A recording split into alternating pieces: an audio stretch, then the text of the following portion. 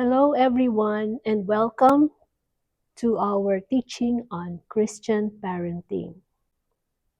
Before we start with the teaching, we will have a short prayer.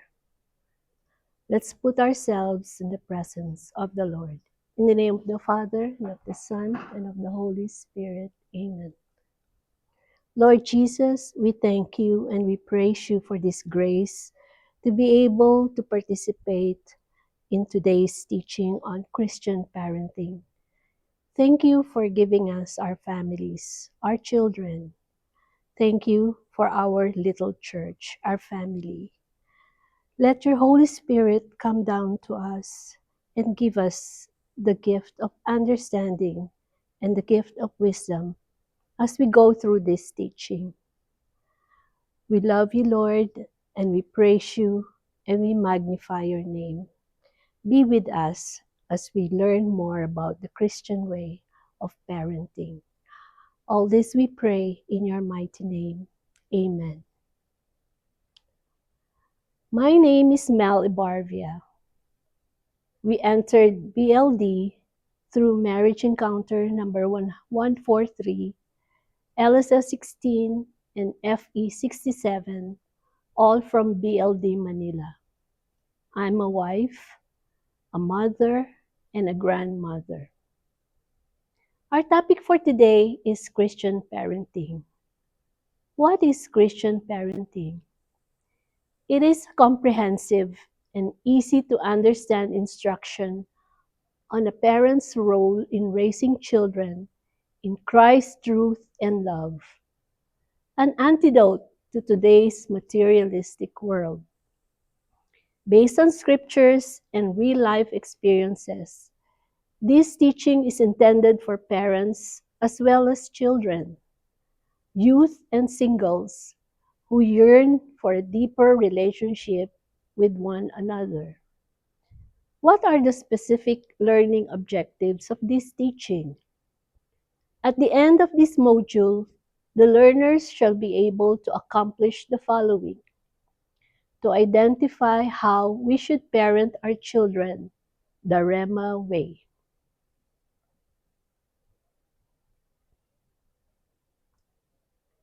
What is our foundation verse, or Rema?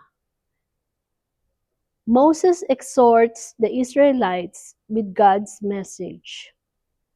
You shall therefore lay up these words of mine in your heart and in your soul.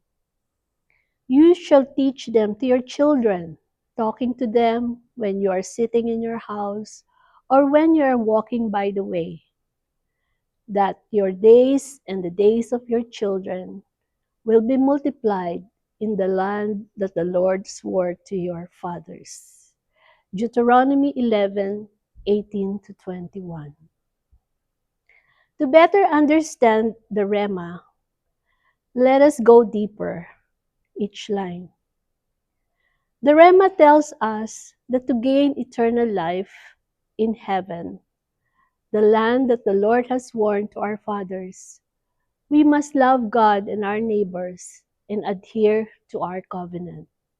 Meaning, we should teach our children the two greatest commandments, love of God and love of man. However, it does not stop there.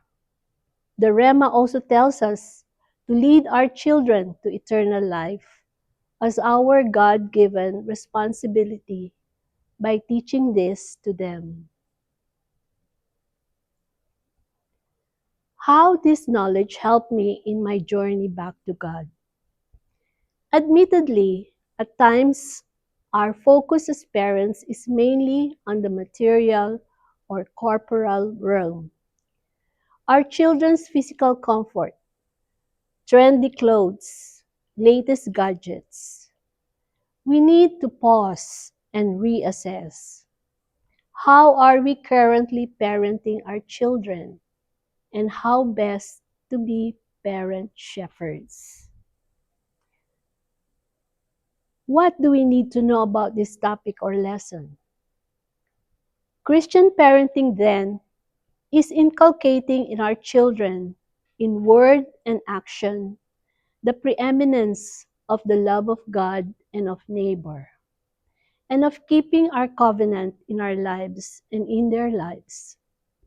The proposition to be shepherd, to be parent shepherds in the likeness and values of Jesus, our good shepherd. How does this knowledge help me in my journey back to God? As BLD disciples, we have been equipped and trained on how to be good shepherds. Our brothers and sisters in the LSS, in encounters, or even in circles. Why don't we use our shepherding skills on our children as parent shepherds? When shepherding in the community, we focus mainly on the spiritual side of our lambs, with the objective of bringing them closer to our Lord. Shouldn't we also focus on the spiritual side and not on the corporal side when parenting our children, our God-given lambs? During the shepherding session, we have seen the importance of one-on-one talks based on scriptural readings and reflections in the Shepherd's Manual. Why don't we do one-on-one sessions with our children while relaxing at home, sharing meals, or even when we're stuck in traffic? These talks need to be light and interesting to our children, not to be overbearing and not a turn off. To guide us with our talks, I suggest 4 possible ways which are not necessarily exclusive, namely, focus on memories, be sure to listen, not admonish, affirm through replace, be life-giving. We also use Proverbs 22 verse 6, which says, "Show your children of the way they should go.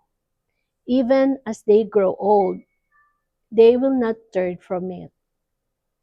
I have an example to tell you about my son, who is now 40 years old. Whenever I receive text message from him, there's always this po and opo in his reply, which really makes my heart really grow fonder. I remember teaching them to use the po and opo while they were growing up. And look at him now, he's 40 years old and he still uses the term po and opo whenever he talks to me. How both of you felt God's love in blessings or trials. Share your time and resources with others. After our own marriage encounter, we started and taught our own children to have short prayer before meals. Even now, we ask our grandchildren to also lead the prayer over meals during family gatherings. They also come to the house for sleepovers, and they all enjoy my sinigang, which is their favorite.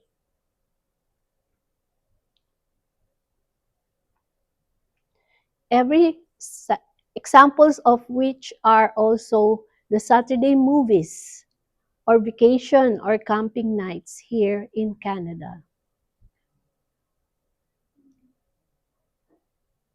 Allowing our son Mark to go fishing while still young in the Philippines or at Lake Caliraya, Laguna. And now, both Alex and my son enjoy going to salmon fishing here in BC, Canada. How receiving the sacraments and worship has brought both of us closer to God. We go to Mass as a family, and we also pray the Rosary as a family.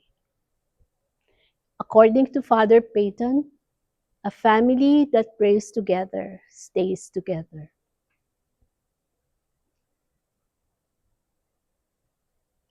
We also give them a visual Catholic Youth Bible.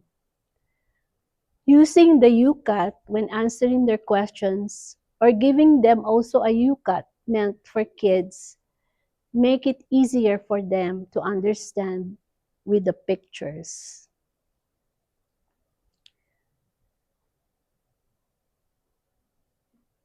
The Lord outpours His blessings to us for 1,000 generations. As migrants to Canada, we pray even before we left our home country, and we observe this commandment, for this is the only commandment with a promise.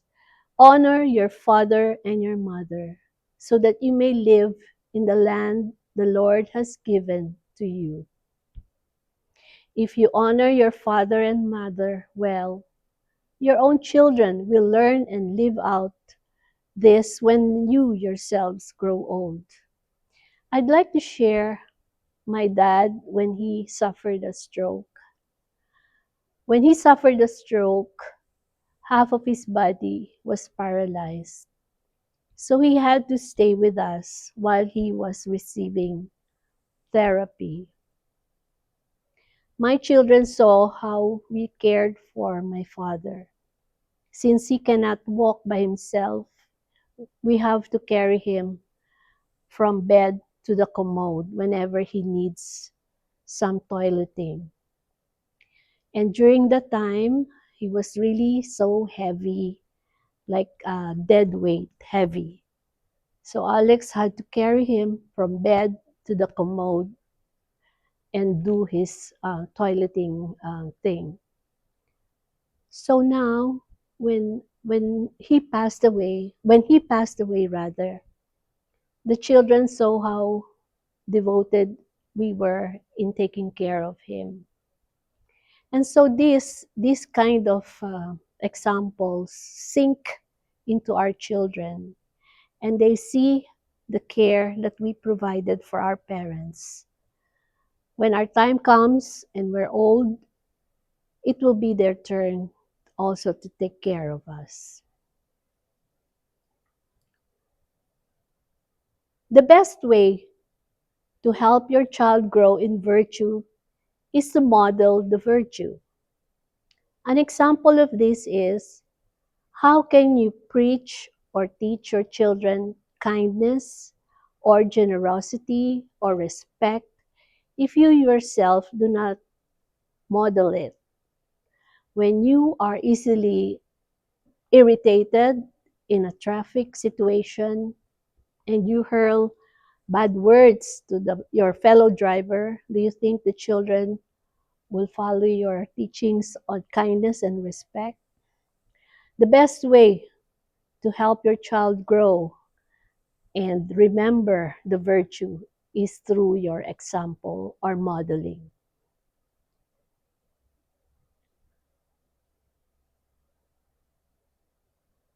Parents, don't be overly protective. Don't quarrel in front of your children. Don't use hurting words. Be sure to listen, not admonish or to reprimand. While listening, you should show interest and understanding in what your child is sharing. Do not interrupt and react in a supportive and affirmative manner. Do not lecture or correct.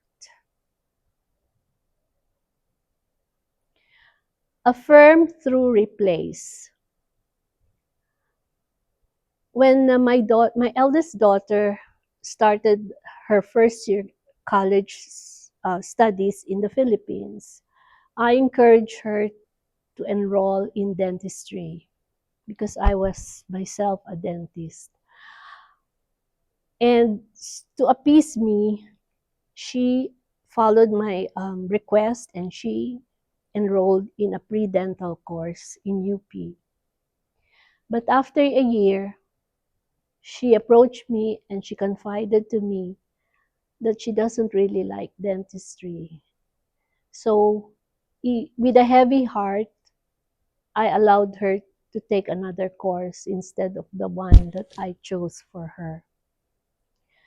She took up another course, which is developmental studies. Years later, I've seen her growth in her profession. Right now, she's enjoying her career as events manager of BCIT. We, we both praise and thank God that she made a good decision and good action in taking care of whatever she likes to be in the future.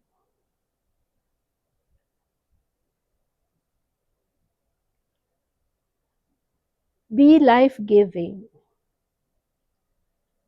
Identify and reaffirm your child's capabilities and positive traits. When my son, Mark, was promoted, he had to transfer to Calgary, which is a very cold place, 7 months with snow, leaving behind his young family here in BC for a year. As a parent, it breaks my heart to see him leave, but I tried to release and let him go, trusting that God will be there to guide and protect him. So, in summary, our key takeaway for this is having one on one, heart to heart talks with our children is a never ending task, even until their adulthood. It is something that we must continuously and consciously practice and improve on. I pray that the above module will serve as a foundation of a long term and loving relationship between parents and children.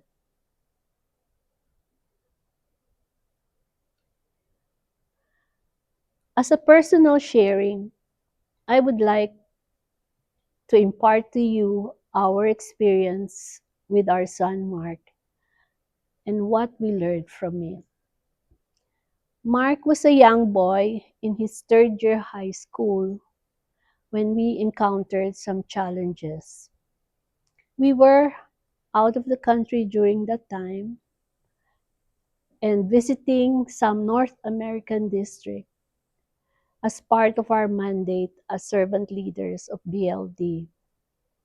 While we were away, he was also enjoying himself by not going to class, skipping classes, not submitting projects. So his grade in conduct flunked. He received a 67% mark in his card. So we were all alarmed. When we learned about it, we were all alarmed. And the teacher said that he cannot enroll for senior year anymore, but he will just be passed out. So we were all worried, where can we enroll our son if that is the situation? So what we did was sit down with him and have this one-on-one talk. And we learned from him that basketball is his passion and he wants us to allow him to do that sport. We only agreed as long as he will observe limitations on his playing time. And he agreed to abide by the requirements of the school in order to increase or pull up his grades so he would pass. By God's grace, he was able to submit projects and he was able to obtain a B minus grade. So he was able to enroll again in his senior class.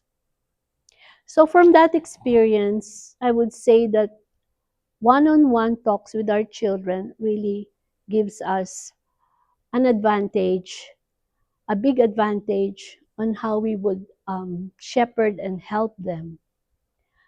When he graduated from high school, he studied in Lourdes School in Quezon City.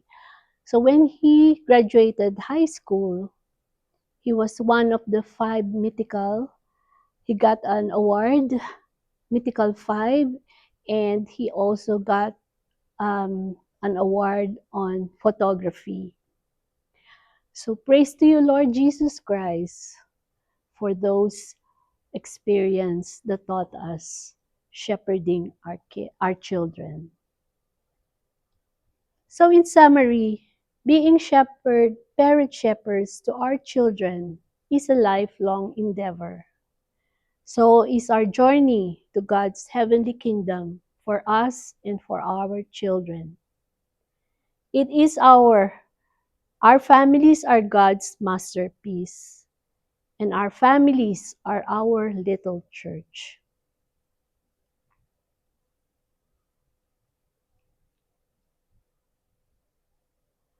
I will now read, well, let's all read Ephesians.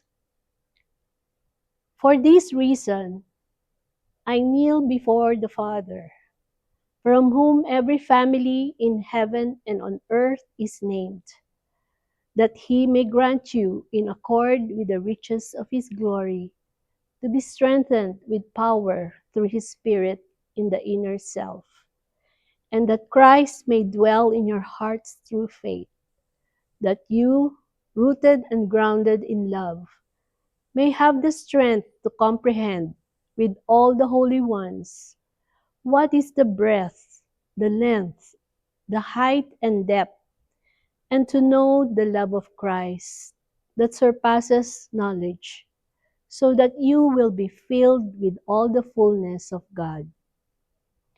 Now unto him who is able to accomplish far more than all we ask or imagine, by the power at work within us, to him be glory in the church and in Christ to all generations, forever and ever. Amen.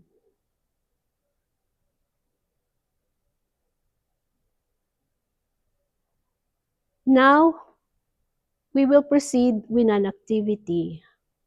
You will all be again grouped into circles, and you will have your group discussion and sharing. The group discussion is about your experience when you were a child. Before you were a parent, you were a child, and you carry your childhood experiences into your life as a parent. In what specific areas or events of your life did you experience lack of love? A clue, recall your moments of great pain, anger, sadness, or loss. How can family prayer help you build a happy and strong family? So after you share in your group, you can now proceed doing your own closing prayers. Okay? So with this, we will now close this session with a prayer. In the name of the Father, and of the Son, and of the Holy Spirit. Amen.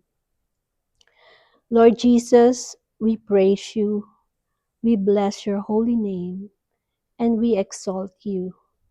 Thank you for the learnings that we obtained from this teaching on Christian parenting. Thank you for giving us our families, our little church, to nurture and to love. Help us to be parent shepherds to our children, and help us to impart to them the things that we learn today. Lord, you are the giver of all good things, and we just magnify your name. With all glory, we give you all the glory, honor, and praise, now and forever. Amen. In the name of the Father, and of the Son, and of the Holy Spirit.